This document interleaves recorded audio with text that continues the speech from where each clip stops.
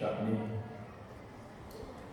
وأشهد أن محمدا عبده ورسوله الداعي إلى رضوانه صلى الله عليه وعلى آله وأصحابه وإخوانه أما بعد فإخواني وأخواتي في الله rahimani wa rahimakumullah. Semoga Allah Azza wa Jalla senantiasa mencurahkan rahmatnya kepada kita sekalian. Kita lanjutkan pembahasan fikih nikah yang kita ringkas dari kitab Al-Fiqhul Muyassar fi Daw'il Kitab was Sunnah. Memasuki Al-Babur Rabi, bab yang keempat, fit talaq,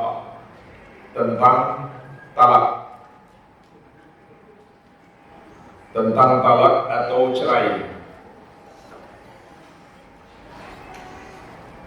Di sini ada beberapa permasalahan. Permasalahan yang pertama tentang maknanya dan dalil pensyariatannya serta hikmahnya. Talak itu secara bahasa artinya adalah at-takhliyah, melepaskan. Sedangkan secara syariat maknanya adalah hillu qaidin nikah aw ba'dihi, melepaskan ikatan pernikahan atau sebagiannya. Sebagiannya maksudnya masih pada talak 1 dan 2 dan masih di masa iddah. Kalau terlepas seluruhnya berarti sudah talak 3 atau talak 1 dan 2 dan sudah selesai iddahnya. Ini definisi talak. Man yasihhu talaquhu, syarat orang yang talaknya itu sah.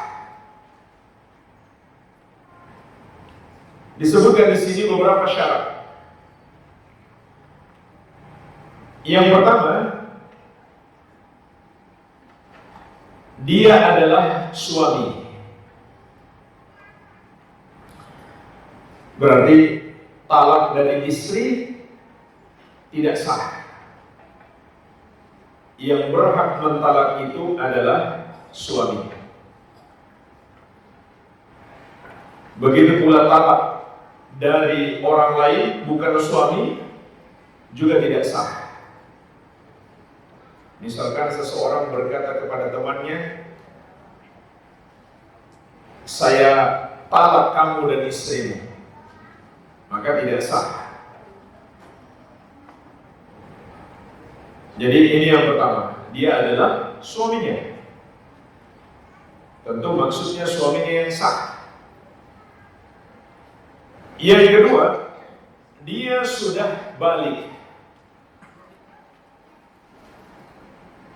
Kalau dia masih kecil berarti tidak sah. Andai dia sudah menikah, kemudian dia mentalak, maka tidak sah kalau dia masih kecil. Yang ketiga, dia akil, berakal. Maka talak dari orang gila tidak sah. Yang keempat, dia mumayyiz, bisa membedakan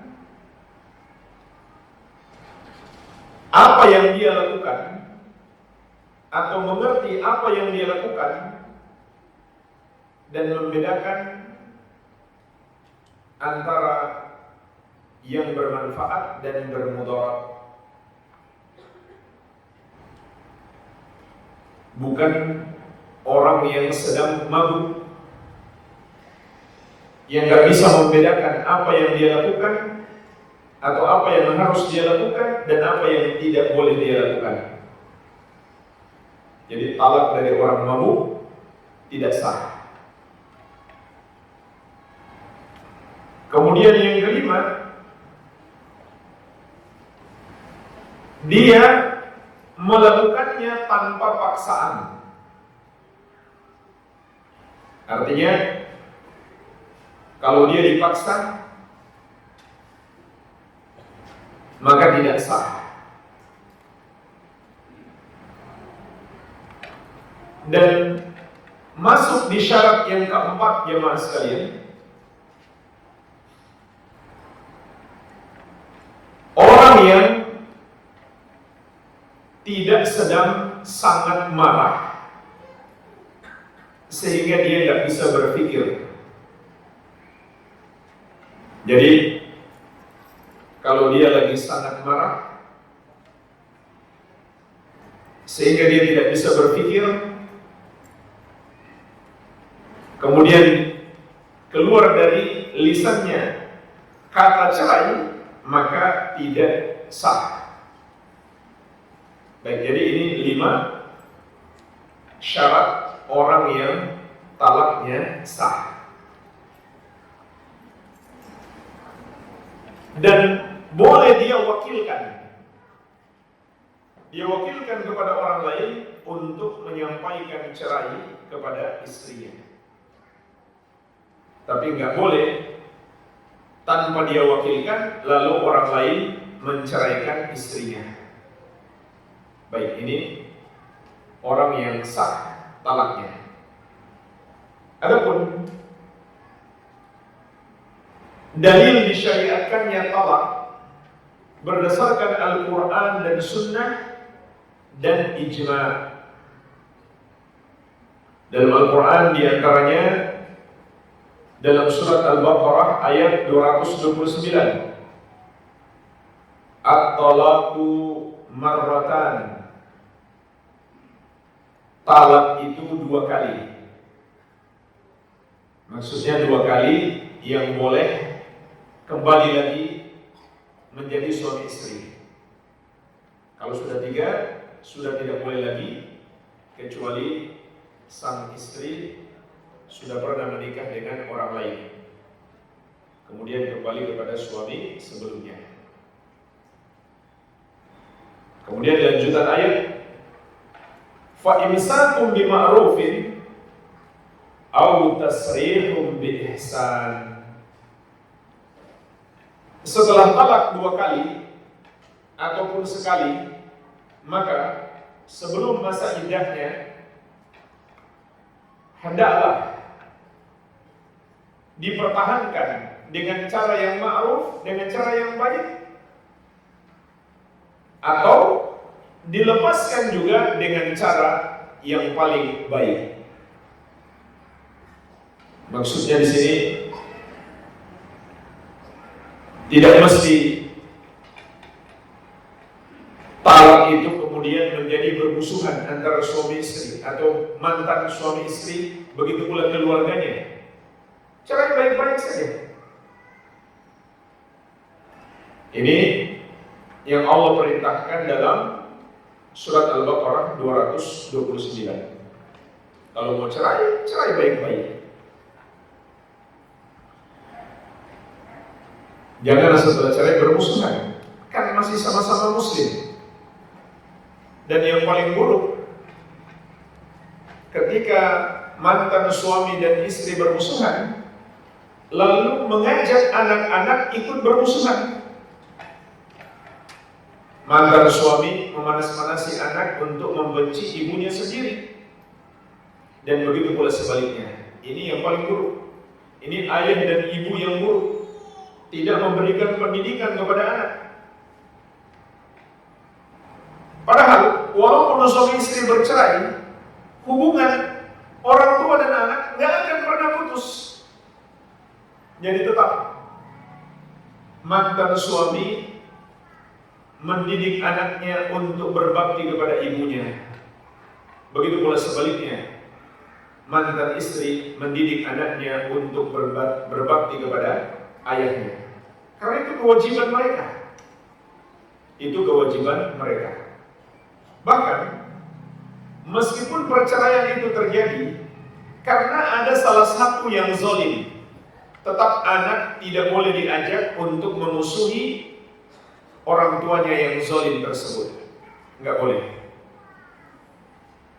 Tugas anak memberi nasihat dan melerai pertikaian orang tuanya. Jangan dia memusuhi, apalagi sampai berkata-kata buruk, memperlakukan buruk kepada orang tuanya sendiri. Dia akan menjadi anak durhaka kalau begitu. Ya.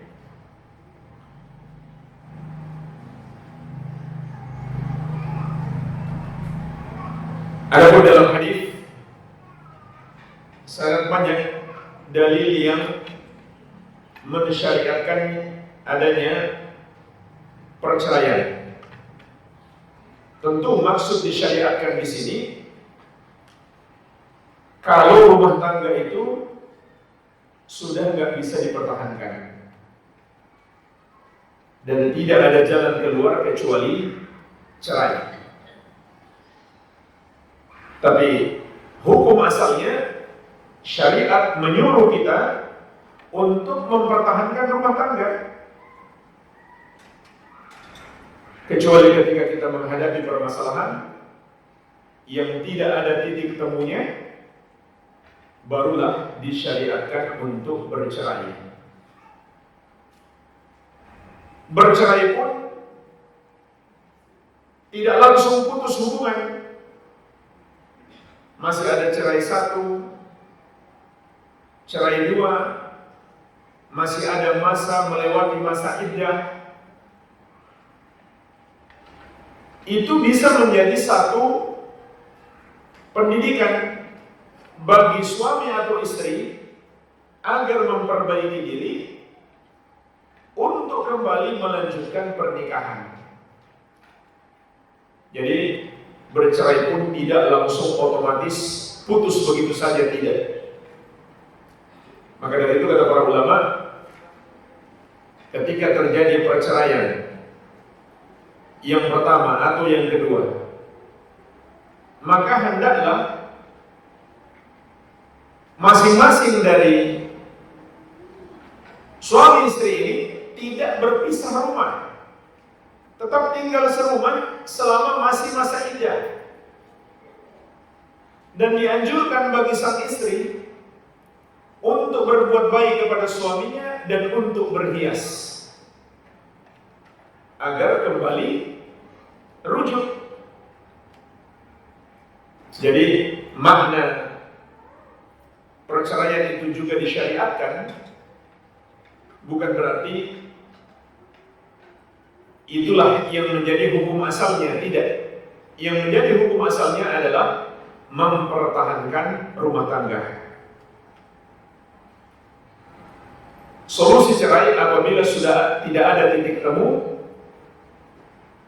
atau apabila mempertahankan pernikahan itu lebih besar mudaratnya daripada maslahatnya, sehingga cerai itu pun bisa sampai pada tingkat wajib.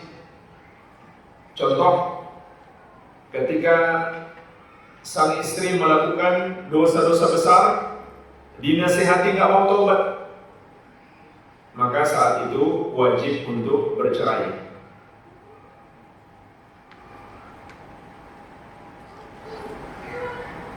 Dari hadis Nabi SAW banyak kisah perceraian di masa Nabi SAW dan beliau menetapkannya.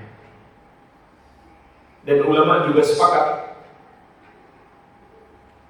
tidak ada perbedaan pendapat tentang bolehnya perceraian dan disyariatkannya, kecuali dalam beberapa rincian ada perbedaan pendapat ulama. Namun secara global ulama sepakat adanya syariat perceraian. Jadi jemaah sekalian, di antara hikmah perceraian adalah untuk menyelesaikan persoalan-persoalan rumah tangga yang sudah tidak ada titik temunya kecuali harus bercerai.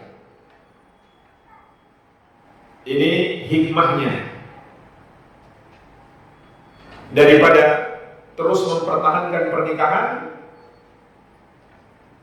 kemudian mendatangkan mudarat, terlebih lagi menjerumuskan dalam dosa, maka ada syariat untuk berpisah atau bercerai.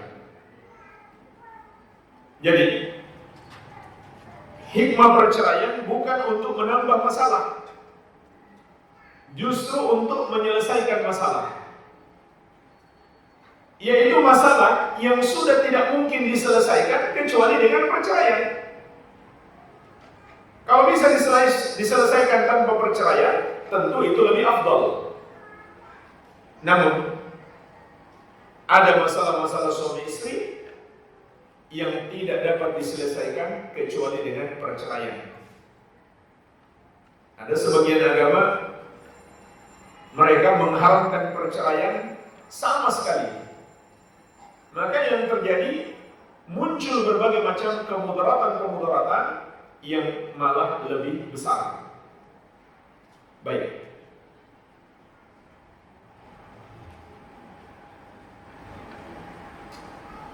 Kemudian dibahas juga di sini hukum talak. Disebutkan bahwa hukum talak dibolehkan dalam syariat ini pada asalnya. Namun itu dilakukan hanya ketika ada kondisi darurat atau ada hajat yang besar, dan dilakukan oleh suami. Kondisi darurat itu seperti buruknya akhlak istri dan lain-lain. Kalau buruknya akhlak suami itu sudah kita bahas sebelumnya kan, tentang khulu. Khulu adalah kebalikan daripada tolak. Tolak adalah suami yang menceraikan, khulu adalah istri yang meminta cerai. Khulu sudah kita bahas di bab yang ketiga. Sekarang bab yang keempat. Talak itu di tangan suami. Karena buruknya akhlak istri misalkan, dia pun menceraikannya.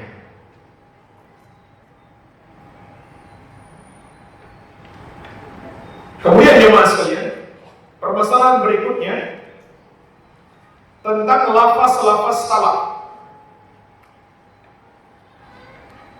Lafaz talak itu ada dua macam.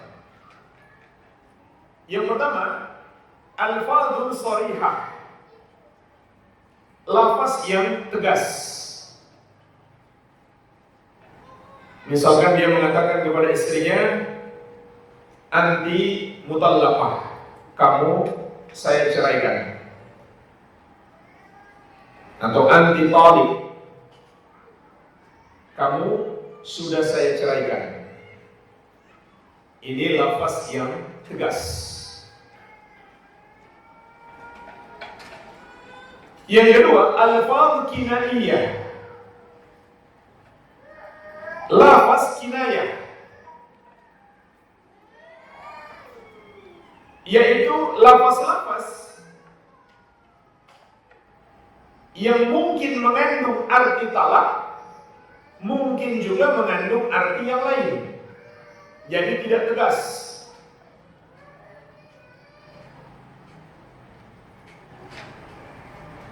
Contoh, suami mengatakan kepada istrinya, kamu sudah saya lepaskan. Ini kan bisa mengandung banyak makna.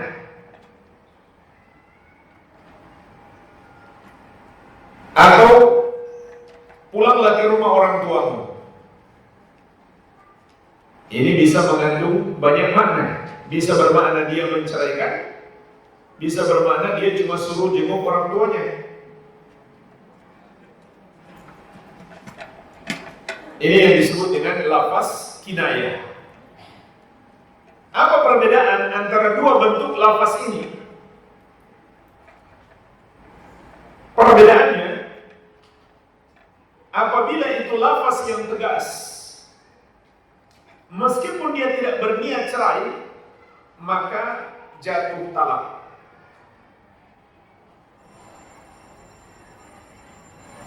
Adapun lafaz kinayah, lafaz yang tidak tegas, harus disertai dengan niat cerai, niat talak, barulah jatuh talak. Kenapa lafaz yang tegas tidak membutuhkan niat? Padahal innamal a'malu binniyat. Sesungguhnya amalan-amalan tergantung niat. Karena ada dalil lain yang memberi pengecualian dalam masalah talak, nggak boleh main-main. Yaitu hadis yang diriwayatkan Abu Daud, At-Tirmidzi dan Ibnu Majah. Rasulullah SAW bersabda, "Thalathun jidduhunna jidd wa hazluhunna jidd, an-nikah wa talaqu wa raj'ah." Ada 3 permasalahan. Bersungguh-sungguh padanya dianggap bersungguh-sungguh, bermain-main padanya dianggap bersungguh-sungguh. Jadi bermain-main pun dianggap serius dalam 3 permasalahan ini. Yang pertama nikah, yang kedua talak, yang ketiga rujuk. Jadi di sini nggak boleh main-main. Nikah, talak, dan rujuk. Maka kalau ada seorang ayah berkata kepada anak muda, "Saya nikahkan kamu dengan anakku," tapi bohong, maka nikahnya sah. Nggak boleh untuk main-main. Ini tidak boleh main-main. Begitu pula dalam hal talak. Jadi untuk lafaz yang tegas, meskipun dia tidak niatkan, dia cuma main-main misalkan, itu jatuh talak. Sedangkan lafaz kinayah, lafaz yang tidak tegas, yang mengandung 2 makna atau lebih, maka harus disertai dengan niat cerai. Baik.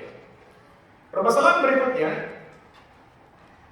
tentang talak sunnah dan hukumnya. Jadi para ulama juga membagi talak itu ada talak sunnah dan talak bid'ah. Maksudnya talak sunnah yang sesuai ketentuan syariat, sedangkan talak bid'ah yang bertentangan dengan syariat.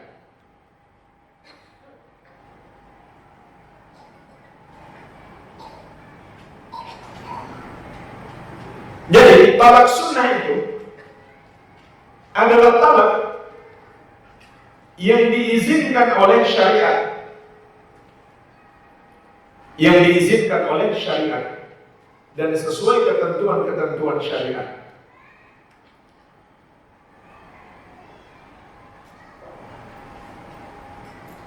Di sini disebutkan talak sunnah itu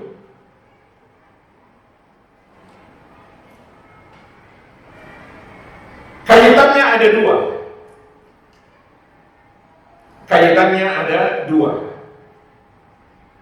Pertama, terkait jumlah talaknya. Maka hendaklah ketika seseorang mentalak istrinya, dia talak 1 kali,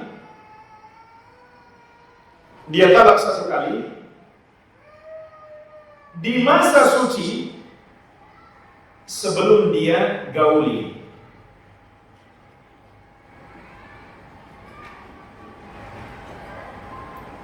Kemudian dia setelah itu tidak melakukan talak yang kedua kecuali apabila telah rujuk atau selesai masa iddahnya.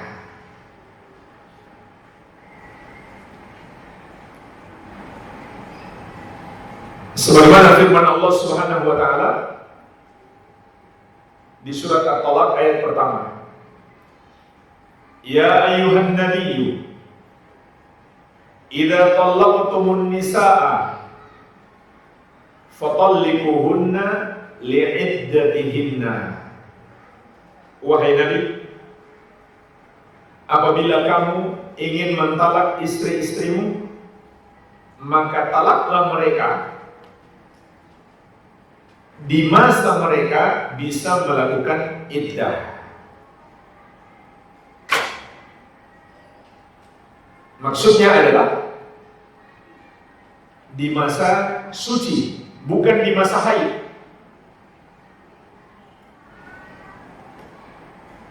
Dan kaitan yang kedua, sebelum digauli. Jadi, kalau begitu tidak boleh seseorang mentalak istrinya setelah dia gauli di masa suci, kecuali setelah jelas dia hamil. Kenapa? Karena supaya jelas dia menjalani masa iddah, apakah mengikuti haidnya atau setelah melahirkan. Dan juga jelas ini anak siapa? Apakah suami yang lama atau suami yang baru? Baik. Jadi ini yang disebut dengan talak sunnah. Pertama, diperhatikan jumlahnya. Dia cuma sekali talak. Yang kedua, dia talak bukan di masa haid, bukan pula di masa suci setelah digauli dan belum jelas hamil atau tidak. Ini dua hal. Saya ulangi, untuk sahnya talak sesuai dengan ketentuan syariat, pertama, hanya satu talak. Hanya satu talak. Tidak dia sebut misalkan sekalian, saya talak kamu 2 kali, atau saya talak kamu 3 kali, atau saya talak. Nah, ini termasuk talak yang bid'ah. Jadi dia cuma sebut 1 kali. Kemudian dia tidak tambah yang kedua atau yang ketiga, kecuali dia sudah rujuk terlebih dahulu atau sudah selesai masa iddahnya. Ini yang pertama. Yang kedua, yang harus diperhatikan adalah kapan dia mentalaknya. Jangan dia lakukan di masa haid, jangan pula di masa suci setelah digauli sebelum jelas dia hamil atau tidak. Inilah 2 ketentuan terkait dengan talak yang sesuai syariat. Dan ulama sepakat talak seperti ini hukumnya sah, artinya jatuh talak.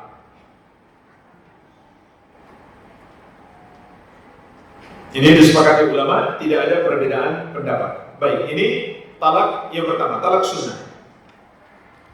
Berikutnya tentang talak bid'ah. Yang dimaksud dengan talak bid'ah adalah talak yang dilakukan oleh seseorang dengan cara yang bertentangan dengan syariat atau cara yang diharamkan oleh syariat. Contoh, mentalak istrinya sekali talak dengan 3 talak sekaligus, dengan satu lafaz namun mengandung 3 talak. Seperti yang saya katakan tadi, misal dia mengatakan, saya ceraikan kamu 3 kali, atau saya ceraikan kamu, saya ceraikan kamu, saya ceraikan kamu. Lalu dia anggap itu sudah talak 3 sekaligus. Maka ini talak yang bid'ah. Atau contoh lain, dia mentalak istrinya berkali-kali sebelum rujuk atau sebelum habis masa iddahnya. Ini juga talak bid'ah. Atau contoh lain, dia mentalak istrinya saat haid atau saat nifas. Atau contoh lain, dia mentalak istrinya di masa suci setelah dia gauli sebelum jelas hamil atau tidak. Ini 4 contoh yang disebutkan di sini. 2 yang pertama terkait dengan jumlah, dan 2 yang kedua terkait dengan kapan waktunya. Yang terkait dengan jumlah ada 2. Yang pertama, 1 lafaz 3 kali talak. Kamu saya cerai, cerai, cerai. Dia anggap itu talak 3. Tapi kalau dia anggap itu talak 1, berarti itu masih masuk dalam talak sunnah. Kalau dia anggap itu talak 3, maka itu menjadi talak bid'ah. Yang kedua, talaknya berkali-kali, tapi sebelum rujuk. Dia talak misalkan hari ini, besoknya dia talak ulang yang kedua, besoknya lagi talak yang ketiga, padahal mereka belum pernah rujuk dari talak yang pertama, dan seterusnya. Atau belum selesai masa iddahnya, dia sudah talak lagi yang kedua atau ketiga, maka ini talak yang bid'ah. Ini 2 terkait dengan jumlah talak. Bagian yang kedua, 2 bentuk talak yang diharamkan terkait dengan waktunya, masanya. Yang pertama, dia ceraikan istrinya di masa haid atau masa nifas. Ini tidak boleh. Karena di antara sebabnya adalah akan memperpanjang masa iddah. Sebab ketika dia haid itu enggak dihitung sebagai masa iddah. Kan 3 kali haid. Kalau dia dicerai sedang haid, maka haidnya itu enggak dihitung.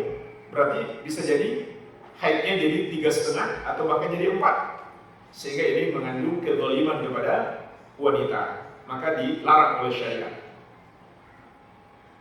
Kemudian yang kedua, di masa suci saat sudah digauli dan belum jelas hamil atau tidak, maka ini haram untuk diceraikan. Kecuali belum dia gauli atau sudah jelas hamil. Baik. Jadi ini talak yang haram, disebut juga talak bid'ah, dilarang oleh syariat dan pelakunya mendapatkan dosa.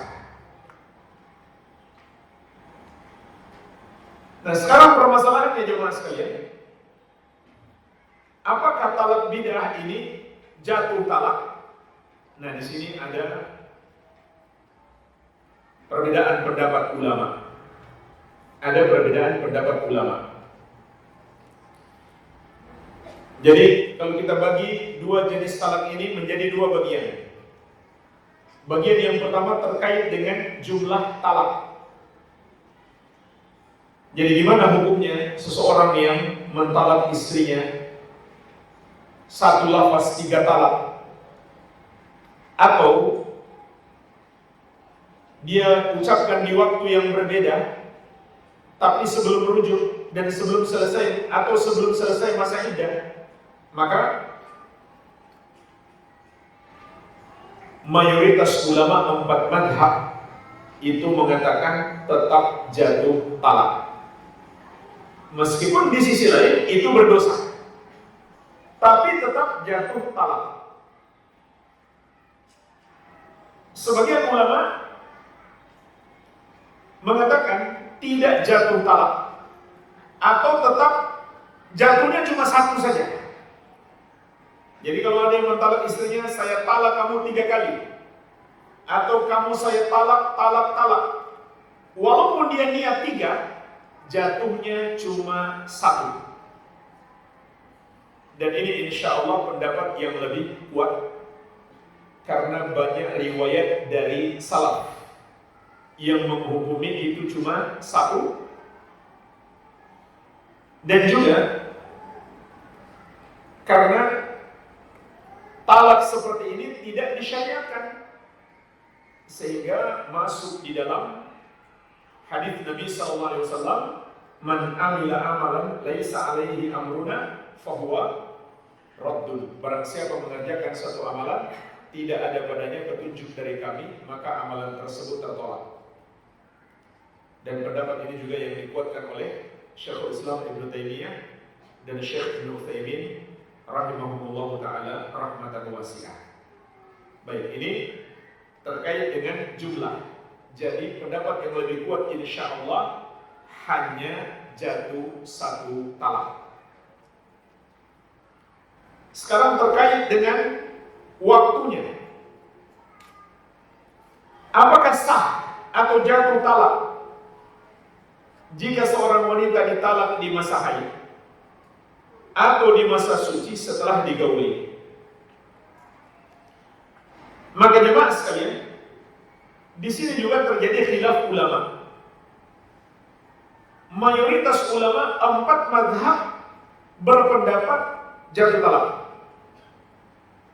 meskipun di satu sisi dia berdosa, tapi di sisi lain talaknya tetap sah, tetap dihitung 1 kalau itu talak yang pertama. Kenapa? Karena ada dalil khusus tentang ini, yaitu kisah sahabat yang mulia Ibnu Umar radhiyallahu taala anhuma. Beliau menceraikan istrinya di masa haid. Maka Rasulullah SAW mengatakan, liyuraji'aha fa idza tahurat fa in syaha falyutalliqha.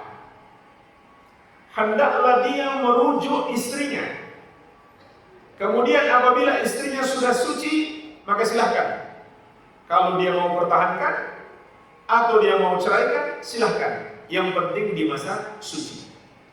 Nah jemaah sekalian, berdasarkan hadis ini, mayoritas ulama berpendapat, walaupun menceraikan istri di masa haid itu terlarang, tapi tetap jatuh talak. Kenapa? Karena Rasulullah SAW mengatakan, hendaklah dia merujuknya. Berarti sebelumnya sudah jatuh talak.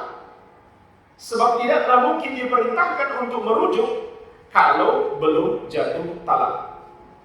Ini sisi pendalilannya menurut mayoritas ulama.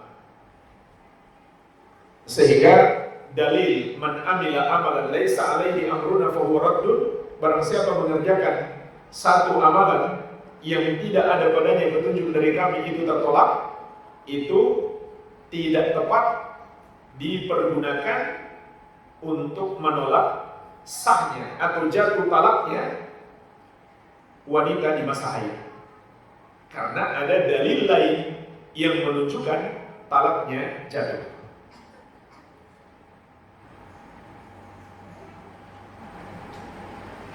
Walaupun di satu sisi dia berdosa karena menceraikan istrinya di masa haid.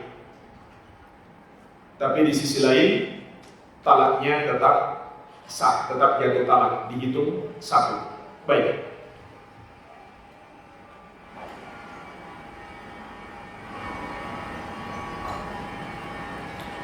Jamaah sekalian,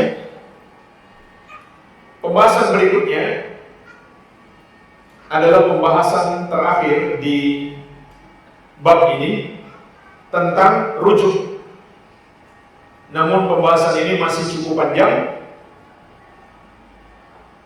waktu tidak mencukupi. Insya Allah Ta'ala kita lanjutkan di pertemuan yang akan datang. Permasalahan bagaimana rujuk setelah cerai. Jadi kita cukupkan dulu sampai di sini. Semoga bermanfaat. Kalau ada pertanyaan saya persilakan.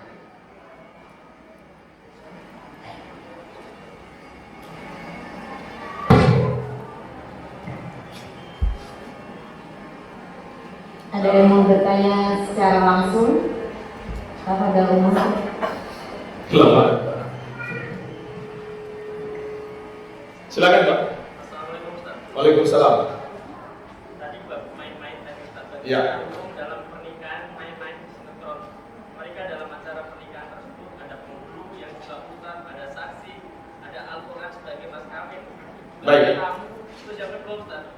Bagaimana pernikahan di mohon maaf di aliran tertentu itu yang mereka memakai wanginya itu jamaahnya, kalau misalnya orang tuanya nggak menunjukin itu Ustaz. Baik. Makasih Ustaz. Jadi pertanyaannya tentang nikah main-main di sinetron. Apakah sah atau tidak? Jawabnya, kalau yang menikahkan itu adalah walinya, maka sah. Karena main-main di sini hukumnya adalah serius. Sebagaimana hadis Nabi sallallahu alaihi wasallam, "Salatun jidduhun najid wa hazluhun najid. An-nikahu wa talaqu wa raj'ah." Ada 3 yang seriusnya dihukumi serius dan main-mainnya juga dihukumi serius, nikah, talak, dan rujuk.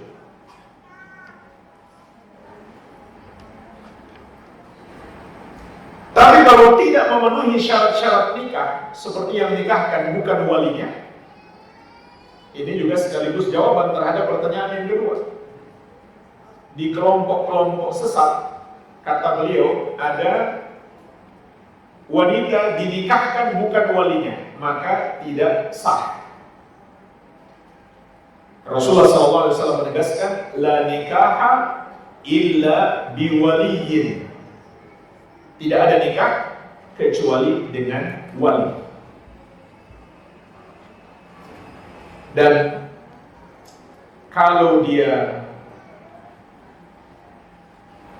belum pernah nikah, masih gadis, itu sepakat ulama tidak sah nikahnya tanpa wali.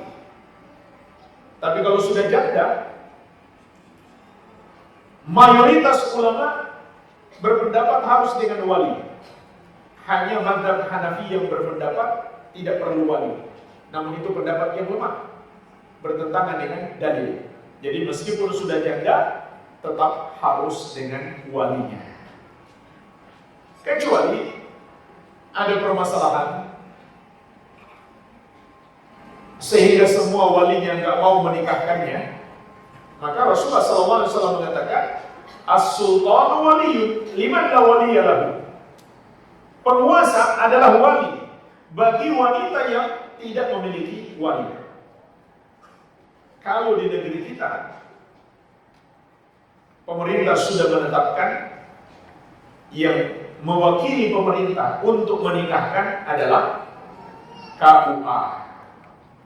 KUA lembaga resminya, bukan oknumnya yang disogok untuk menikahkan orang yang tidak punya wali, tapi lembaga resmi KUA.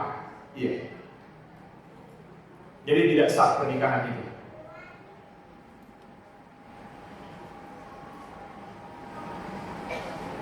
Jika suami berakhlak buruk, misal suka berbohong dan mengadu domba anak istri, pelanggar janji untuk stop merokok,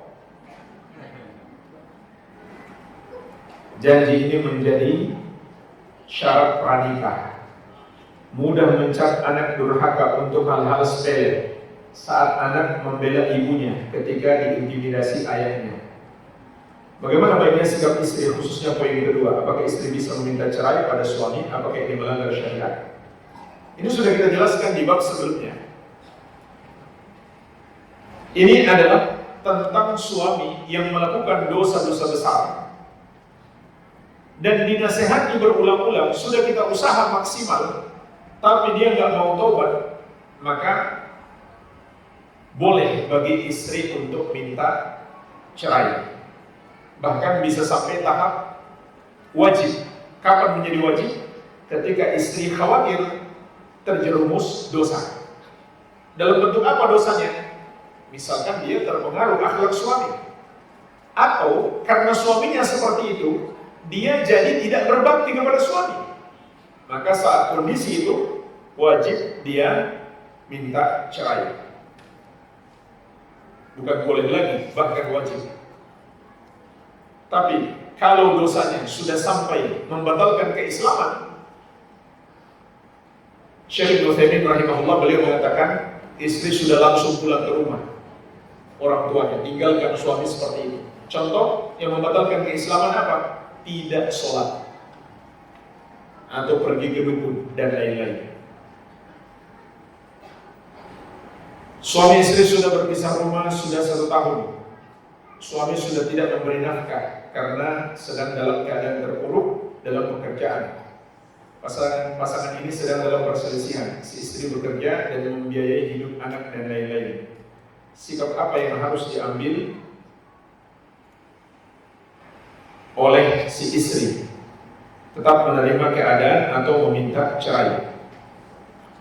Jika bukan karena dosa yang dilakukan oleh suami, maka yang afdal istri bersabar. Jadi, kalau terkait dengan hak istri, lebih afdal istri bersabar. Tapi kalau sudah terkait dengan hak Allah yang dilanggar dan dia nggak mau tobat, lebih afdal bercerai, bahkan bisa sampai wajib seperti yang kita jelaskan tadi. Iya. Dan alangkah baiknya kalau istri juga bisa membantu suami agar keterpurukan ekonominya hilang dan dia bangkit lagi. Itulah diantara faedah suami istri, saling menguatkan, saling tolong menolong. Itu suami istri yang sesungguhnya. Kalau kita hanya mau di masa senang saja, sementara di masa susah kita tinggalkan, maka itu berarti bukan cinta yang sejati. Bagaimana cara memotivasi suami agar rajin bangun untuk sholat malam? Karena suami terkadang kelelahan karena habis kerja lembur. Kalau dia kelelahan, berarti dia punya udzur. Dan dia akan dapat pahala yang sempurna. Pahala sholat malam yang sempurna apabila dia tidak lakukan karena udzur dan dia biasa sholat malam. Rasulullah SAW bersabda, "Idza marida al-'abdu aw safara, kutiba lahu ma kana ya'mal muqiman sahihan." Apabila seorang hamba sakit atau melakukan safar, tetap ditulis pahala amalannya yang biasa dia kerjakan ketika dia mukim lagi sehat. Jadi ini keutamaan orang yang menjaga amalan dalam kondisi dia tidak punya udzur. Maka tatkala dia punya udzur, padahal dia ingin mengamalkannya, pahalanya tetap dicatat sempurna. Maka dalam hal ini seharusnya istri memberi toleransi. Kalau lihat keadaan suami tidak memungkinkan untuk bangun sholat tahajud karena sangat capek atau kurang sehat badan, ya nggak usah dibangunkan. Bangunkan saja untuk sholat subuh nanti.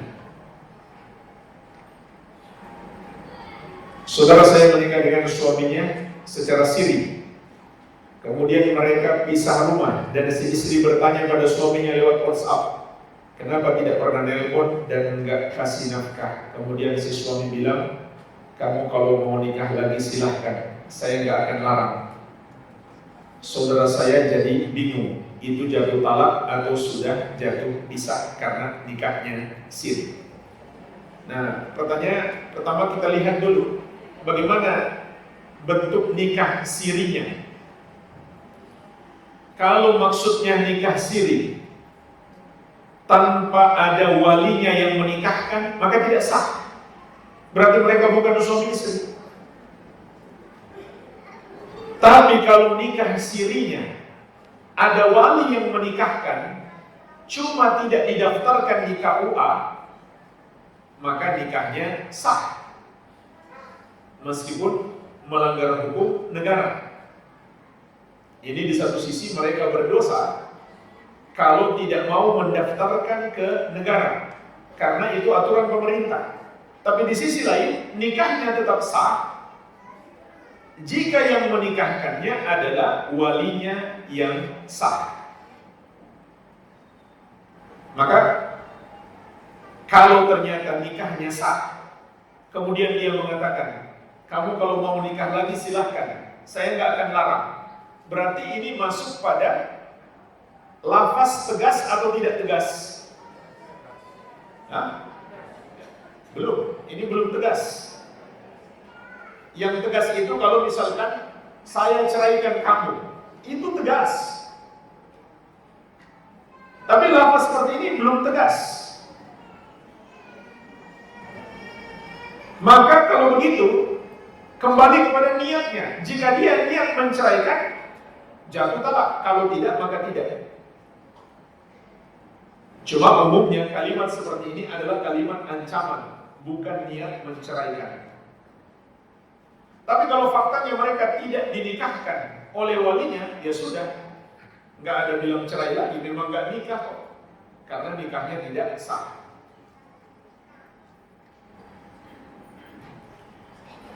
Kalau diceraikan saat hamil dan suami menceraikan melalui surat bermaterai, menceraikan ketika jelas dia hamil itu sah dan tidak masuk dalam talak bid'ah.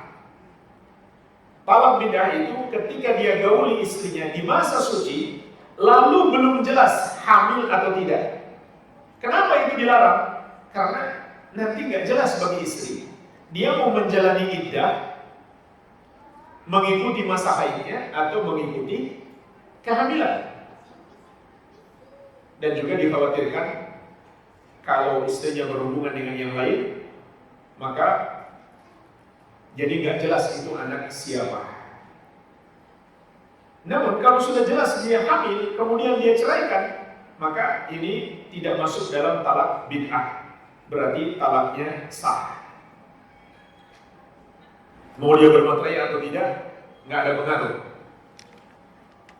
Namun, sebagaimana sudah saya jelaskan, masalah-masalah cerai sebaiknya diurus di pengadilan agama, pengadilan yang menentukan. Jangan minta fatwa ustadz, jangan. Karena ustadz tidak tahu, ada banyak masalah di belakangnya. Sebaiknya masalah-masalah seperti ini sah jatuh talak atau tidak, sah atau tidak, maka yang memutuskan adalah pengadilan agama. Dan ini juga hikmahnya banyak, supaya suami nggak menggampangkan menceraikan istrinya. Dia harus berhadapan dulu dengan pengadilan. Begitu pula jelas istrinya untuk menjalani masa iddah, dan kalau dia dilamar oleh laki-laki lain. Kalau nggak sampai di pengadilan agama, nggak ada surat cerai, kemudian dia menikah dengan laki-laki lain, ini bisa menjadi masalah hukum di satu negara. Iya.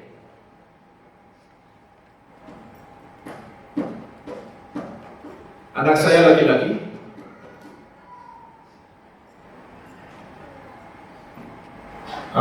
ingin menikah dengan wanita mu'allaf sudah menjadi muslimah sebelum kenal dengan anak saya, tapi keluarganya masih beragama pokok Katolik. Bagaimana nasihat Ustaz? Ini sangat bagus. Ini sangat bagus kalau dia mualaf, menunjukkan dia wanita yang mencari kebenaran, ingin belajar, ingin menuntut ilmu. Terlebih keluarganya masih kafir. Kasihan dia. Mungkin saja kalau dia nggak nikah, dia masih tinggal dengan keluarganya atau keluarganya masih berpengaruh besar pada dirinya, dan dia bisa jadi murtad lagi, naudzubillah. Maka sangat bagus. Yang penting dia mau belajar, walaupun sekarang mungkin dia belum pakai jilbab, karena kita harus maklumi, dia baru masuk Islam, tapi dia mau belajar, dia mau dibimbing, maka ini sangat bagus insyaallah ta'ala. Pak, tadi mau nanya silakan Pak. Oh sudah Pak. Saya bingung yang ini Ustaz, yang mualaf tadi. Yang mualaf? Itu kira-kira walinya siapa? Katanya dibilang. Baik. Jadi kemarin sudah kita bahas syarat wali harus seagama. Nah pertanyaannya, gimana kalau dia nggak punya wali sama sekali yang seagama? Maka kembali kepada hadis, as-sultanu waliyun man la waliyya lahu. Penguasa adalah wali bagi wanita yang tidak memiliki wali. Ya. Silakan Pak. Sekarang banyak yang bernikah di Mekah, kemudian cerai berubah. Bahas terus agama, apakah itu ada mainan atau bahasa? Banyak orang nikah di Makkah, kemudian cerai. Apakah itu hanya mainan? Ya kembali kepada orangnya Pak.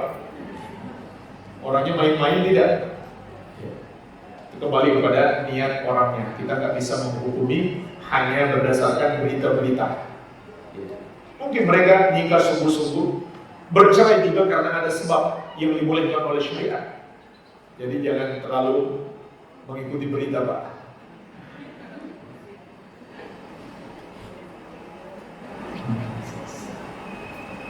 Bagaimana bila orang tua menyuruh mentalak istri? Apakah suami wajib mengikuti orang tua? Tetapi si suami tidak ingin mentalak istrinya karena ada contoh dari Nabi Ibrahim alaihissalam kepada anaknya. Jawabannya tidak harus. Nabi Ibrahim alaihissalam menyuruh Ismail menceraikan istri beliau dan beliau menceraikan.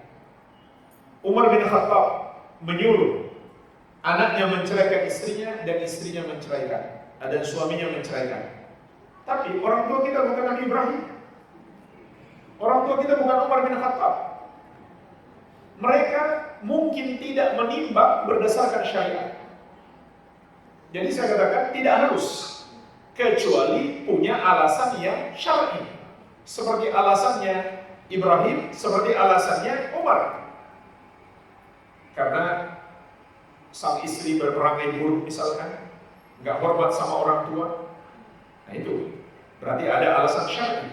Tapi kalau tidak ada alasan syar'i, tidak harus kita menaati orang tua, apalagi sudah jelas-jelas bertentangan dengan syariat. Kenapa suruh cerai? Nggak suka lihat istrinya bercadar. Ini bertentangan dengan syariat. Bercadar itu syariat Allah, terlepas apakah wajib atau sunnah, yang jelas itu syariat. Kalau ada orang tua nggak suka menantunya bercadar, itu bukan alasan yang membolehkan dia menyuruh anaknya menceraikan menantunya. Iya.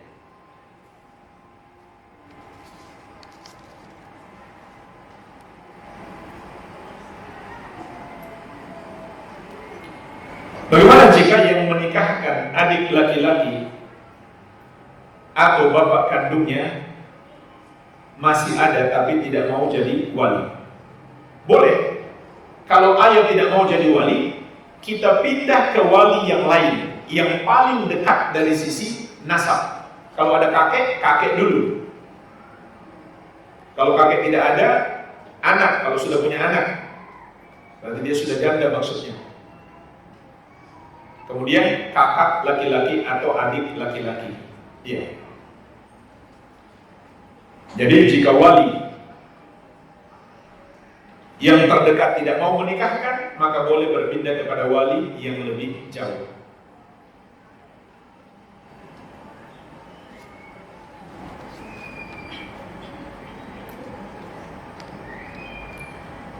Ustaz mohon motivasi untuk kegiatan kami donor darah dan periksa kesehatan gratis tanggal 14 Oktober.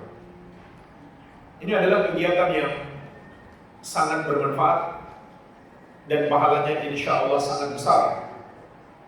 Terlebih donor darah itu biasanya yang membutuhkan donor darah adalah orang-orang yang benar-benar sakit keras, sakit parah, dan mungkin terlambat sedikit donor darah diberikan kepadanya, sakitnya bisa tambah parah, bahkan bisa wafat. Maka ini adalah amal soleh yang sangat besar, termasuk sebab utama keselamatan kita dari api neraka. Rasulullah SAW bersabda, "Man naffasa an mu'minin kurbatan min kurabi dunya, naffasallahu anhu kurbatan min kurabi yaumil qiyamah." Barang siapa yang melepaskan satu kesusahan orang yang beriman di dunia ini, maka Allah akan melepaskan kesusahannya di hari kiamat. Wa man yassara 'ala mu'sirin yassarallahu 'alaihi fid dunya wal akhirah. Dan barang siapa memudahkan orang yang kesulitan bayar hutang, maka Allah akan mudahkan untuknya di dunia dan di akhirat. Wa man satara musliman satarallahu fid dunya wal akhirah. Barang siapa menutupi aib seorang muslim, maka Allah akan menutupi aibnya di dunia dan di akhirat. Wallahu fi auni al-'abdi ma kana al-'abdu fi auni akhihi. Dan Allah akan senantiasa menolong seorang hamba selama hamba itu masih mau menolong saudaranya. Jangankan kita menolong seorang muslim yang kesusahan, seorang wanita pezina diampuni oleh Allah dosa-dosanya hanya karena dia menolong seekor anjing yang kesusahan. Maka tentu menolong seorang muslim pahalanya lebih besar lagi, dan peluang mendapatkan ampunan Allah juga lebih besar lagi. Terlebih lagi jamaah sekalian, kalau ada manfaat untuk dakwah. Misalkan orang mengenal kita jamaah kajian ahli sunnah, dengan adanya kegiatan-kegiatan seperti ini, dan saya sarankan kalau bisa juga ada sembako, bagi-bagi sembako, maka dengan ada kegiatan-kegiatan seperti ini akan membuat orang tertarik dengan dakwah yang benar ini. Dan ini cara Rasulullah SAW. Bahkan Rasulullah SAW pernah memberikan hadiah yang sangat besar kepada orang kafir Arab Badui yang kurang ajar. Sudah kafir kurang ajar lagi. Dia datang kepada Nabi SAW tanpa salam, tanpa basa-basi, dengan suara keras mengatakan, "Wahai Muhammad, berikan saya harta." Sahabat-sahabat pada marah semuanya. Tapi Rasulullah SAW senyum kepadanya, berbuat baik kepadanya. Beliau berikan kepadanya kambing sebanyak 1 lembah, dengan harapan orang itu melunak hatinya untuk menerima nasihat dan mau masuk Islam. Ternyata jemaah sekalian, harapan Nabi SAW benar-benar dikabulkan oleh Allah. Orang itu pulang ke kampungnya, sampai di kampungnya dia langsung teriak, "Ay aslimu, ay qaumi aslimu, fa inna Muhammadan la yu'ti ata'an ma yakhaful faqr." Wahai kaumku, masuk Islamlah kita, karena Muhammad kalau ngasih tanpa takut jatuh miskin.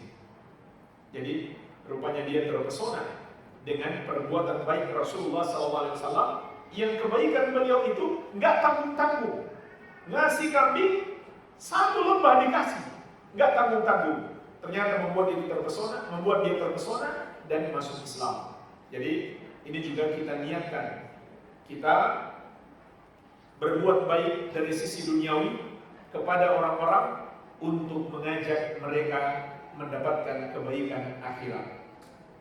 Jadi alangkah baiknya juga, misalkan kita bagi-bagi sembako, sebelum pembagian ada tausiah dulu, ada kajian dulu, kemudian umumkan juga kajian rutin, kemudian minta nomor-nomor WhatsApp mereka, buat grup, kemudian share rekaman-rekaman kajian atau satu ayat, satu hadis ataupun info-info kajian, sehingga insya Allah lebih bermanfaat. Mungkin ini saja yang bisa kami sampaikan. Lebih dan kurangnya saya mohon maaf. Wabillahi taufik. Subhanallahumma bihamdika asyhadu an la ilaha illa anta astaghfiruka wa atubu ilaik. Wa sallallahu ala nabiyyina Muhammadin wa alihi wasallam wa akhiru da'wana alhamdulillahi rabbil alamin. Wassalamualaikum warahmatullahi wabarakatuh.